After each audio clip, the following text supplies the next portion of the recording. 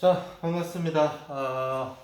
이번 수업으로 이제 네 번째 수업인데, 열심히 수업에 따라오기 바랍니다. 지금 우리가 이 다양한 윤리 문제를 해결하기 위한 윤리 사상적인 관점을 배우고 있습니다. 지난 시간에 유교적 관점을 배웠는데, 유교적 관점의 핵심은 이 인간의 도덕성을 회복함으로 도덕적인 행동이 가능해지고 도덕적인 사회를 만들 수 있다라는 것이었습니다. 오늘은 유교와 마찬가지로 우리 사회에서 강력한 영향력을 발휘하고 있는 이 불교 사상을 한번 배워보고자 할 겁니다. 자, 이 불교 사상에 있어서 첫 번째 출발점은 우리의 삶이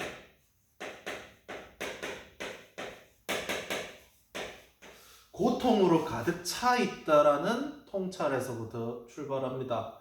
우리의 삶에는 너무나도 많은 고통들이 있습니다. 그것을 불교에서는 인생 팔고라고 하기도 하는데, 대표적인 것이 생, 로, 병, 사와 같은 것들이 있습니다. 늙는 것, 아직 여러분 잘 모를 거예요. 한 해 한 해 나이를 먹다 보니까 좀 건강이 안 좋아진다라는 게 벌써 느껴지기 시작해요. 20대 때는 쌤이 이제 한 해 한 해 몸뚱아리의 컨디션이 베스트를 찍어간다라는 느낌이었는데, 요새는 조금씩 내 기능이 퇴보하고 있다라는 생각이 듭니다. 여러분 아직 발전하고 있으니까 이 발전하고 있을 때 좀 건강 관리를 잘 하기 바랍니다. 술 마시고 담배 피면 안 돼요. 건강하게 살아야 돼요. 술 마시고 담배 피면은 병들게 돼 있습니다. 알겠죠? 지금 우리나라를 비롯해 전 세계를 강타하고 있는 코로나19 질병이죠. 결국 이제 심한 감기, 독감 같은데 가장 큰 문제는 약이 없다라는 거죠. 약이 없기 때문에 통째로 그 고통을 감내해야 됩니다. 힘들죠. 여러분이 이제 작년까지 막 독감에 걸린다든지 유행성 결막염 이런 데 걸리면은 합법적으로 학교를 안 왔잖아요. 그런데 이제 그런 친구들 보면 되게 부럽지만 실제로 아파 보면은 너무 고통스럽죠. 병드는 것 역시 고통스럽습니다. 건강한 게 최고예요. 죽는 것, 우리는 결국 태어났기 때문에 죽어요. 알겠죠? 근데 이 죽는다는 것은 사랑하는 사람과의 이별, 또 내가 어떻게 될지 모른다는 불안감, 또 우리가 신과 함께라는 영화를 여러분 봤을 것 같은데, 죽고 나서 지옥 갈 수도 있잖아요. 내 전생의 업으로 인해서. 그런 것들에 대한 것 때문에 또 죽음 역시 고통입니다. 그런데 죽는다고 꼭 끝이냐? 또 그게 아니에요. 불교에서는 죽으면 다시 태어나요. 태어나면 다시금 죽어요. 이것을 뭐라고 하냐면 윤회라고 합니다. 우리의 삶과 죽음이 계속해서 반복돼요. 그래서 이 태어나는 것, 우리는 태어났기 때문에 고통스러워요. 여러분이 지금 공부하는 게 고통스럽고, 시험 치는 게 고통스럽고, 미래가 불안해서 고통스럽고, 집에 가만히 있는 것도 고통스럽고, 게임을 하고 싶은데 또 수업을 들으라고 앉아있는 것도 고통스럽고, 그 모든 고통의 출발점은 태어났기 때문이에요. 알겠죠? 태어나서 고통스러운 거예요. 근데 태어나서 또 죽어서 고통스럽고, 죽으면 또 태어나서 고통스러워요. 윤회하는 한 우리는 고통 속에서 태어납니다. 심지어 내 이 전생의 업이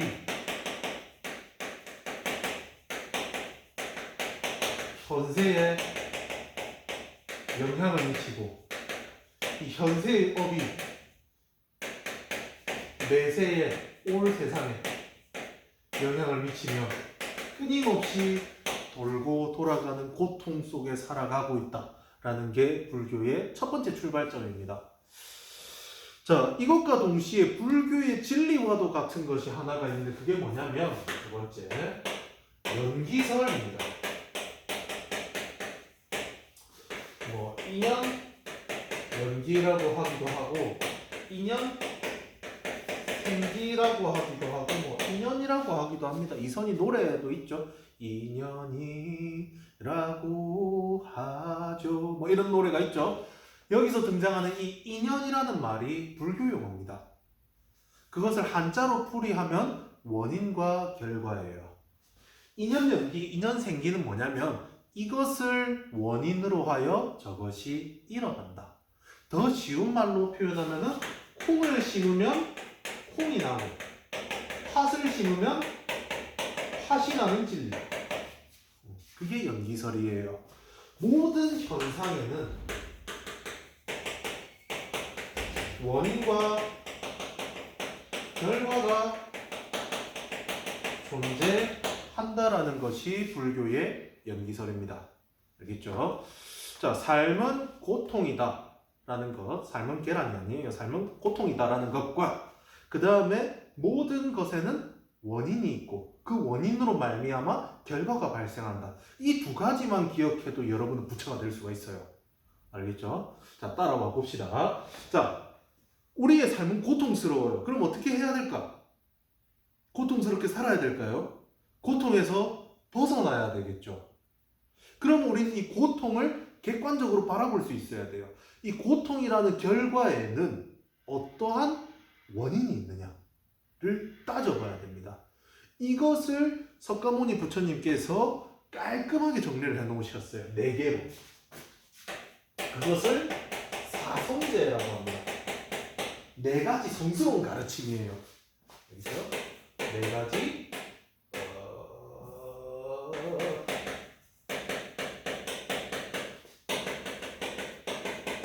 한자 뭐 저거는 났는데 몰라도 크게 문제는 없습니다. 알겠죠? 4가지 성스러운 가르침. 자, 이 4가지 성스러운 가르침.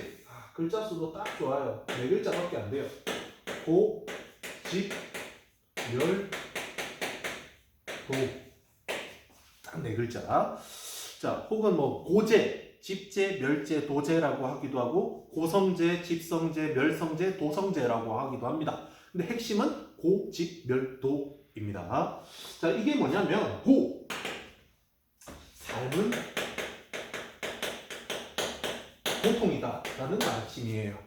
우리의 삶은 고통으로 가득 차 있습니다. 결과예요.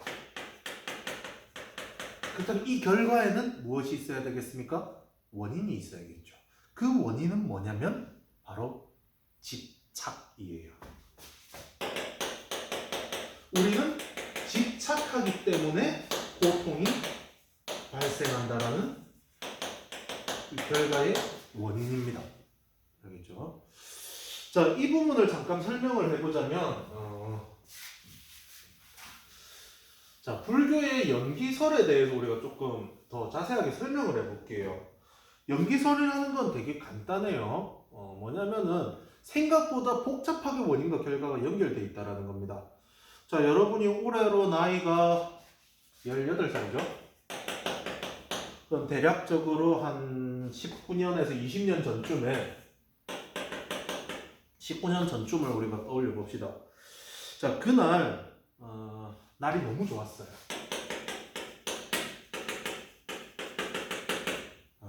날이 너무 좋아서 여러분 아버지와 어머니가 손잡고 나들이를 갔다가 여러분이 태어났을 수 있어요. 혹은 뭐 날이 좋지 않아서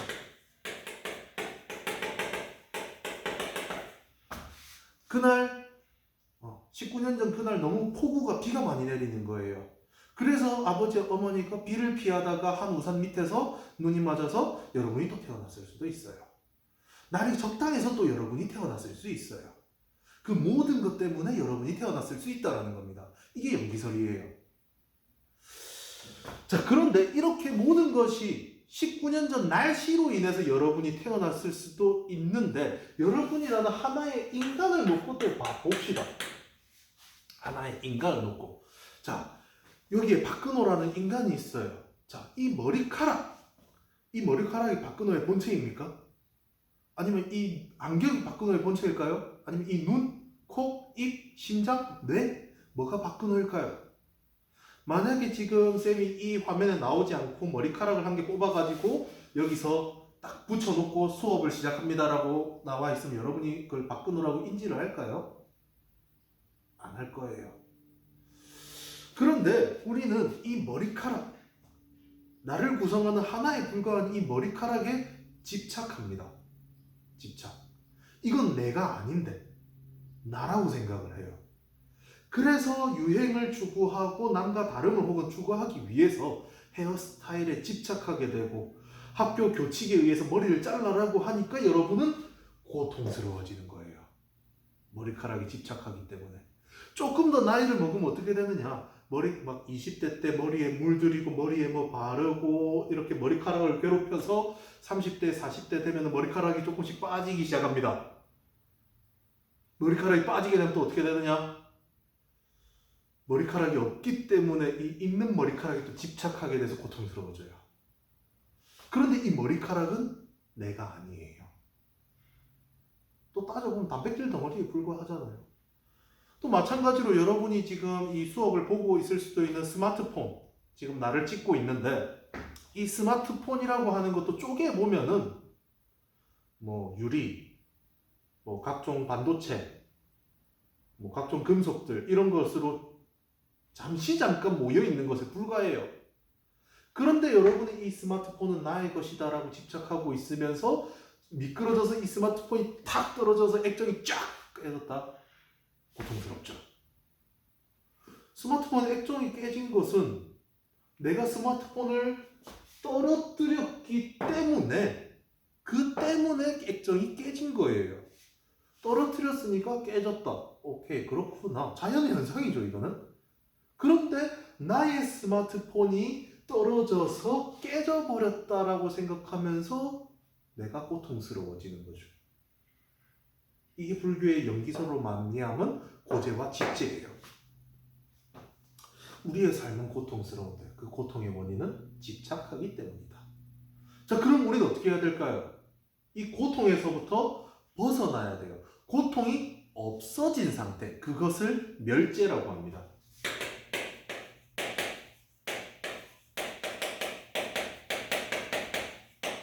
고통이 없는 상태. 이 고통이 없는 상태를 불교에서는 뭐라고 하느냐? 해탈, 니르바나, 열반이라고 하죠. 열반의 경지에 도달할 수 있다라는 거예요. 이 해탈의 경지, 열반의 경지에 도달한 사람을 뭐라고 하느냐? 부처, 붓다라고 하는 거예요. 그렇죠? 최근에 N번방 중에 뭐 붓다라는 사람이 있는데 다른 사람입니다. 알겠죠? 부처님께서는 그렇지 않습니다. 자, 이 고통을 소멸시켜야 된다. 즉 고통이 없는 상태로서의 결과죠. 인간은 여기에 도달할 수 있는 존재예요. 알겠죠? 인간으로 태어난다라는 건 대단히 힘든 일입니다. 알겠죠? 불교에 이런 말이 있어요. 불교 참 재밌어요. 참 스토리텔링이 찍이거든요. 맹기어목이라는 말이 있습니다. 이게 뭐냐면 이 태평양과 같이 넓은 바닷속에 맹귀, 눈먼 거북이가 있어요. 이 거북이가 리신이에요. 어디로 가야 되는지 몰라요. 어디로 가는지 모릅니다. 그래서 그냥 막 열심히 바다를 싸돌아다녀요. 그런데 이 거북이가 폐활량이 또 장난이 아닙니다. 100년에 한 번씩 숨을 쉬러 바다 위로 올라왔다가 내려가요. 폐활량도 갑이죠. 그런데 이 망망대해 속에 나무 판자가 한 개 둥둥둥 떠다니고 있습니다. 둥둥둥 떠다니고 있어요.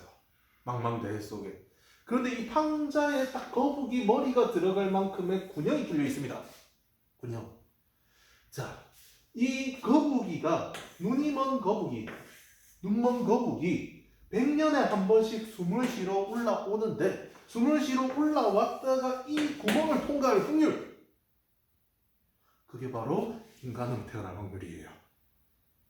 우리가 삶을 반복하다 보면은 뭐 어떨 때는 개로 태어날 수도 있고 소로 태어날 수도 있고 뭐 나무로 태어날 수도 있고 무엇이든지 태어날 수가 있어요. 그런데 그 중에서 인간으로 태어난다라는 것은 이처럼 힘든 일이에요. 여러분은 그 확률을 뚫고 태어난 거예요.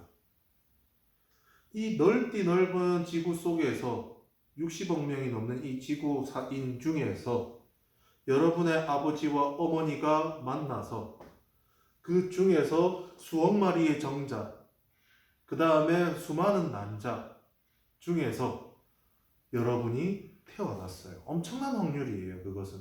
그래서 여러분은 존귀한 존재입니다. 그래서 석가모니 부처님께서는 태어나자마자 말씀하셨어요. 천상천하 유아독존. 하늘과 땅 사이에 오직 나만이 존귀하다. 여러분 모두 다 존귀해질 수 있습니다. 깨달음을 얻는다면. 여러분을 소중히 여겨야 돼요. 자, 근데 왜 이렇게 인간으로 태어나기가 힘드냐? 인간으로 태어나는 게 중요하냐? 여러분은 인간으로 태어났기 때문에 지금 부처님의 가르침을 들을 수 있어요. 여러분이 지금 개로 태어났어 봐요. 이 수업을 듣고 있을 수 없을 거예요. 개로 태어났으면은 쌤이 열심히 수업을 하고 있지만 이게 수업인지 뭐 멍멍아 이리와인지 모르잖아요. 그런데 인간으로 태어났기 때문에 이 진리를 깨닫고 부처가 될 수 있다라는 점. 알겠죠? 자, 이 고통이 소멸한 열반의 경지, 부처의 경지에 이르러야 되는데 그러기 위해서는 뭐가 있어야겠습니까? 원인이 있어야겠죠. 그 원인이 무엇이냐면은 바른 수행이에요.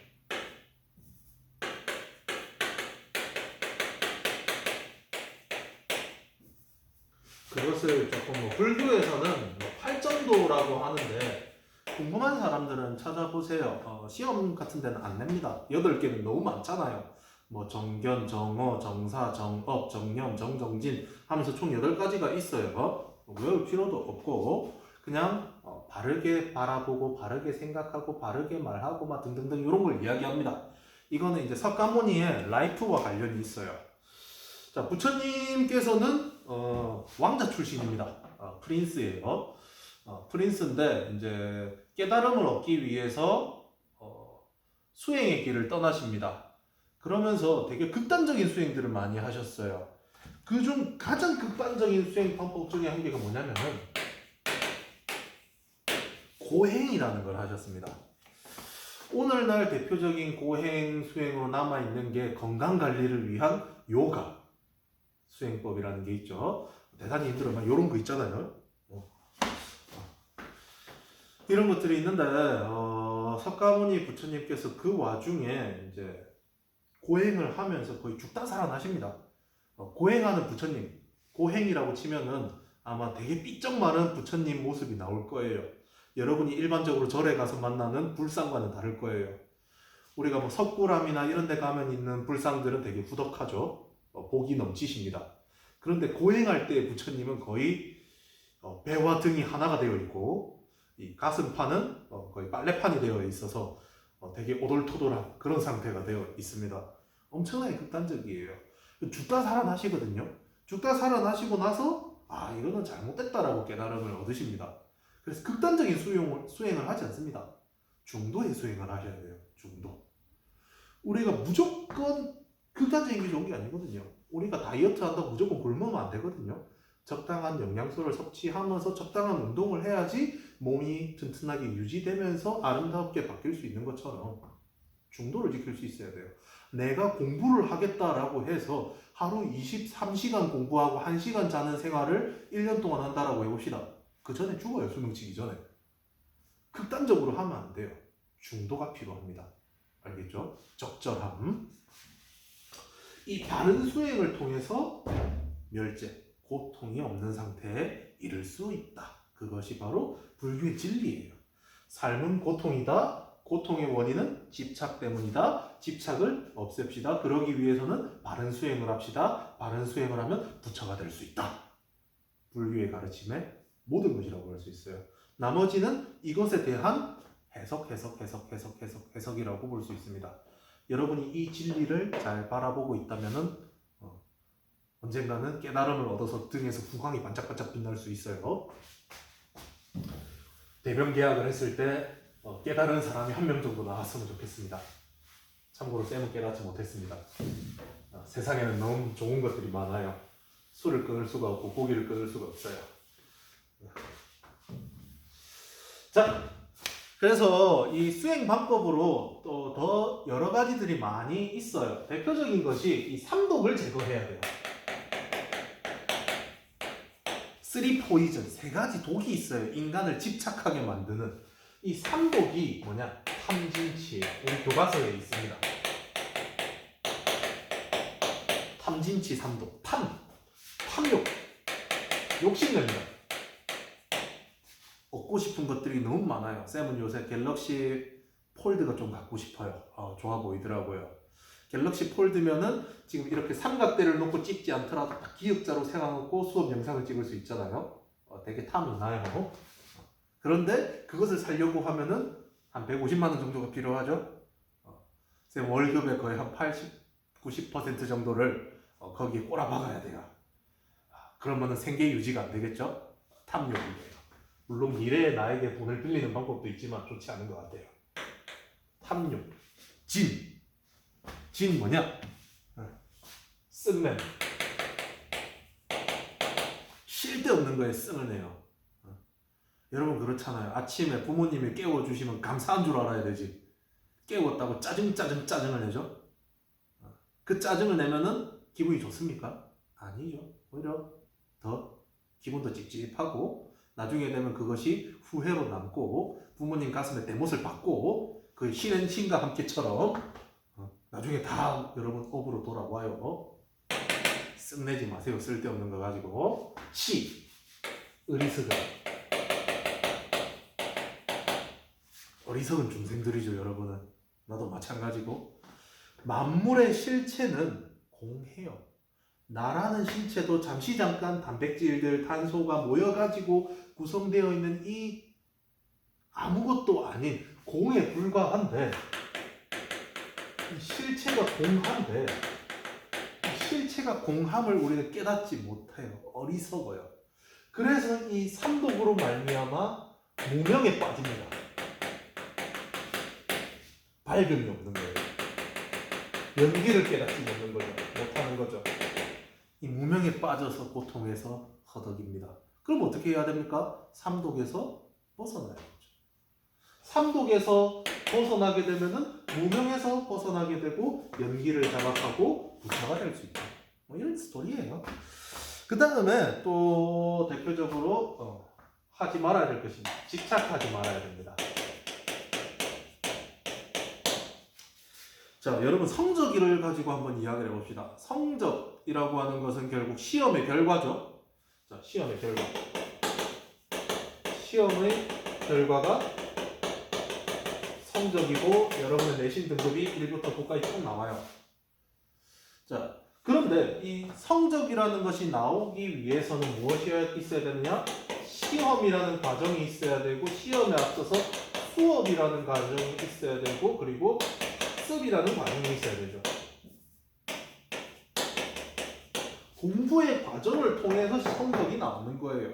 즉 여러분이 받은 성적은 원인으로 말미암아 발생한 결과예요. 여러분이 공부를 많이 했다면 좋은 성적을 받을 것이고 공부를 적게 했다면 좋지 못한 성적을 받을 거예요. 그런데 여러분은 어떻느냐? 자기가 공부한 것보다 더 좋은 성적을 원하죠. 탐욕이에요. 알았죠? 여러분이 공부한 만큼 성적을 받을 수 있다면 그것이야말로 정의로운 거죠. 그것을 받아들일 수 있어야 됩니다. 그런데 여러분은 내가 5등급인데 한 등, 석차 하나 차이로 5등급이 되었다. 한 명만 더 내 앞에를 제쳤다면 4등급이 될 수 있었는데 라고 하면서 이 숫자에 집착하죠. 대학 갈 때는 뭐 이런 석차 같은 것도 다 보기 때문에 어느 정도 다 커버가 됩니다. 다시 돌아와서 이 성적은 결국 여러분이 노력한 결과입니다. 지금 이 온라인 개학 시기에 내가 집에서 어떠한 태도로 수업에 임하고 있느냐 그 원인들이 쌓여서 나중에 결과로 나올 거예요. 그런데 그때 가서 과거에 지나간 것을 집착하고 받지 못한 성적에 집착하는 것은 어리석은 짓이죠. 집착하면 안 됩니다. 그리고 우리는 무엇을 해야 되느냐? 자비를 베풀어야 돼요. 왜냐하면은 모든 것이 연결되어 있어요. 19년, 20년 전에 그날의 날씨와 여러분이 관련되어 있는 것처럼 지금 나를 둘러싼 모든 것들은 연결되어 있어요. 지금 쌤이라는 이 몸뚱아리를 구성하는 이 몸뚱아리 속에는 오늘 아침에 먹었던 우유가 들어있고 어제 저녁에 먹었던 소세지, 비엔나 소세지와 김치찌개가 들어있어요. 그리고 조금 이따 점심을 먹으면 그것이 또다시 뇌가 되겠죠. 근데 그것을 거슬러 올라가면은 소가 있고, 소가 있어야 우유가 있겠죠. 또 김치찌개가 있기 위해서는 거슬러 올라가서 배추가 있어야 되고 고춧가루가 있어야 되고 많은 것들이 있어야 되죠. 참치 김치찌개를 먹었는데 그러기 위해서는 태평양에서 헤엄치고 있는 또 참치가 있어야 되겠죠. 그것들이 지금 오늘날에 다 나를 구성하고 있는 거예요.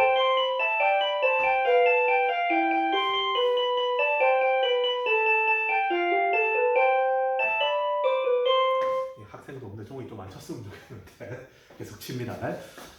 자, 다시 돌아와서 여러분 주변에 있는 모든 것들도 여러분과 연결이 되어 있습니다. 여러분의 부모님, 여러분의 뭐 형제, 뭐 여러분의 사촌, 뭐 또 여러분의 친구, 또 여러분의 뭐 먹는 간식, 밥 이런 것들 전부 다 연결되어 있는 거예요. 그렇기 때문에 그것들을 함부로 대한다면 그 함부로 대한 것의 업이 다시금 나에게로 돌아와요. 그래서 나는 어떻게 해야 되느냐? 그것을 끊기 위해서 자비를 베풀어야 돼요. 우리가 그런 말을 들어봤죠. 복수는 복수를 부른다. 피는 피를 부른다. 내가 복수를 했다? 그럼 복수가 다시 돌아오고 내가 피를 흘리게 했다? 다시 피가 돌아오는 거예요. 누군가는 그것을 끊고 자비를 베풀어 줘야 돼요. 그럼 내가 자비를 베풀었다? 그렇다면 다시금 자비가 나에게 돌아올 수 있겠죠. 자비를 실천해야 됩니다. 그 자비를 실천하는 라이프 스타일을 보살이라고 합니다. 잘 베푸세요. 알겠죠? 베푸는 사람에게 복이 있습니다. 그렇다고 앞뒤 안 가리고 극단적으로 내가 가진 모든 것을 베풀려고 하면 안 돼요. 중도를 지켜야 됩니다. 알겠죠? 전 재산을 전부 다 기증하라는 게 아니라 내가 생존하면서 우리 가족이 생존하면서 남을 도울 수 있을 때는 돕는 것이 자비예요. 알겠죠?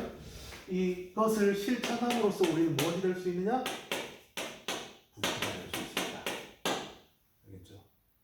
불교는 부처님에게 헬프미해서 도움을 받는 게 목표라기보다는 내 스스로가 깨달음을 얻어서 부처가 되는 게 목표예요. 알겠죠? 자, 여기까지 해서 우리가 불교윤리적 관점을 배웠는데 핵심은 그겁니다. 자, 우리가 어떤 문제를 바라볼 때 그 문제가 발생한 원인을 살펴봐야 된다는 점. 알겠죠? 그 다음 내가 어떤 행동을 할 때 그 원인으로 말미암아 발생할 수 있는 결과들을 고려해야 된다는 점. 이게 첫 번째고, 두 번째, 모든 존재들이 존귀하다라는 것, 자비를 베풀어야 된다라는 점. 지금 대한민국에 있는 사람들 뿐만 아니라 지금 코로나 사태로 인해서 미국에서는 수만 명씩 죽어나가고 있죠. 그런 부분도 관심을 가져야 되고, 또 저 아프리카 같은데 우리보다 좀 경제적으로 어려운 국가들, 그런데도 우리가 신경 쓸 수 있어야 된다는 점. 왜냐? 모든 것이 연결되어 있기 때문에. 이러한 보다 넓은 관점을 갖출 수 있게 해주는 것이 불교윤리의 핵심입니다. 알겠죠? 잠깐 쉬었다가 도가윤리를 하도록 하겠습니다.